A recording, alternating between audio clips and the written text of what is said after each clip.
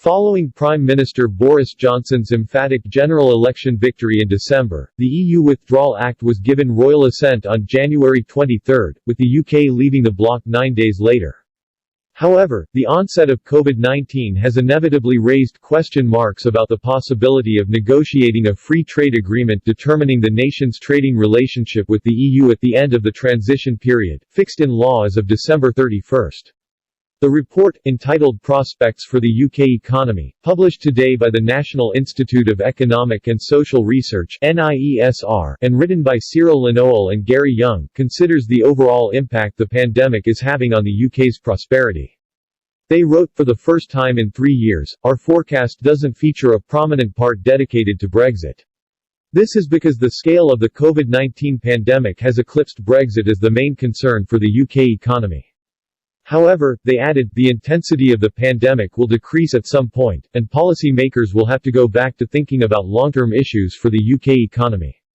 And the relationship with the EU will surely be again one of those key issues. The report concedes there is likely to be some pressure for the government to extend the transition period beyond the end of the year because the negotiations with the EU over the new trade arrangements have been interrupted during the COVID-19 pandemic, not least when Michel Barnier, the European Commissioner overseeing the process, himself fell ill earlier this year. While we wait for more clarity, we did not change our assumption about a standard trade agreement entering into force in 2021, the authors said. While we wait for more clarity, we did not change our assumption about a standard trade agreement entering into force in 2021. On Brexit, the government has made it clear that it wants to negotiate a deep free trade agreement with the EU by the time that the transition period ends on December 31, 2020. Nevertheless, the pandemic was likely to reduce the scope of such a deal, the report warned. Mr. Lanoel and Mr. Young explained, the short timetable, and the government's apparent preference for regulatory divergence, is likely to result in a bare-bones agreement. And inevitably there will be a price to be paid in some areas.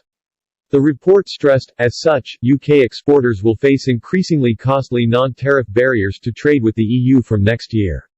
In the long term, leaving the EU single market and customs union is expected to reduce GDP by 3 to 4% relative to what it would have been had the UK remained in the EU. The report tallies with comments by Mark Littlewood earlier this month, who told Express.co.uk he believed the pandemic might actually make a deal more achievable by focusing minds on the job. He said, I am desperately looking for a small silver lining in what is obviously a very dark cloud, but it might make the tensions around the Brexit process dissipate somewhat. When we're dealing with an international pandemic and an emergency which poses a considerable peril for the entire global economy, we are surely not going to run into the ground about getting a simple Brexit deal over the line. Maybe they can metaphorically, although clearly not literally, shake hands on that and get it done. There is a greater emergency to deal with getting us out on a simple free trade deal with other things to be negotiated afterwards.